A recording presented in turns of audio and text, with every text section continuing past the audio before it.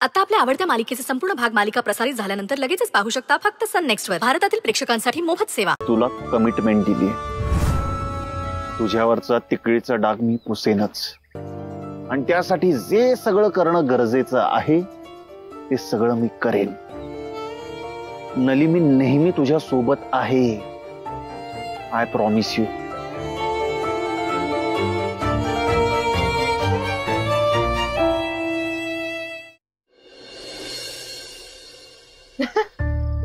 मला ना तुझी मजाच वाटते नली. झाली, मी एवढे सिरियसली तुला सांगते आणि तुला मजा वाटते. अगं हे बघ, तसं नाही ग. म्हणजे बघ, भोवऱ्याभोवती अशी दोरी गुंडाळल्यावर त्याला जर सोडलं तर तो कसा स्वतःभोवती गरागरा फिरतो, अशी तू प्रश्नांनी गुंडाळल्यासारखी असतेस आणि मग कन्फ्युज असल्यासारखी स्वतःच्याच विचारांभोवती गरागरा फिरतेस. बस, तू पण चेष्टा कर माझी. जाऊ दे, मी नले ऐक थांब. हे बघ, आपण सगळे जर आपल्याच विचारात गुंतून बसलो ना तर साधे सोपे प्रश्नही अवघड वाटतात. तेच जर आपण हसत खेळत चांगला विचार केला ना तर नक्की मार्ग मिळतो.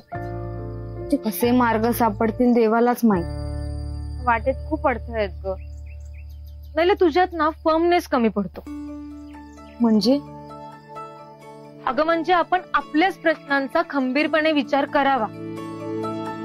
आज जो प्रश्न तुझ्या समोर उभा आहे ना तोच प्रश्न तू वेद समोर उभा केला होतास की नाही. तो सुद्धा तेव्हा काहीच बोलला नाही, गप्पच राहिला.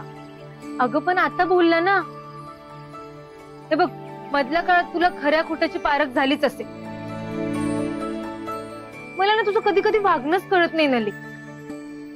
म्हणजे लग्न या विषयावरती वेदची तू भांडायची आणि आता तू स्वतः लग्नाला तयार आहे तर तुला विचार करायला वेळ हवाय. काय हे तुझ्या आणि वेदच्या रिलेशन मध्ये ना खूप कॉम्प्लिकेशन्स आहेत. त्याला कारण पण तसंच आहे मिताली. संकेत प्रकरण ना मला विसरताच येत नाही.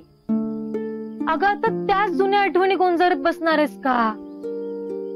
नशीब वेदने स्वतःहून पुढे येऊन विचारलं तुला. मिताली, अगं आई आणि दादाचं काय? एक वेळ दादा तरी विचार करेल, आई विरोधच करणार. अगं ती काल पण वेदला खूप वाईट बोलली. बर ठीक आहे, मग तुझ्या आई आणि दादाने तुला एखादं स्थळ बघितलं तर? मग काय लपवा छपवी, मी तिकडे हे लपवावं लागणार. मला पटत नाहीये हे. अगं मग ह्या सगळ्यात वेदचाच ऑप्शन बेस्ट आहे ना. पण त्यात पण अडथळेच आहेत ना. अगं मग तू वेदला असं का म्हणालीस की मला थोडा वेळ दे विचार करायला? भले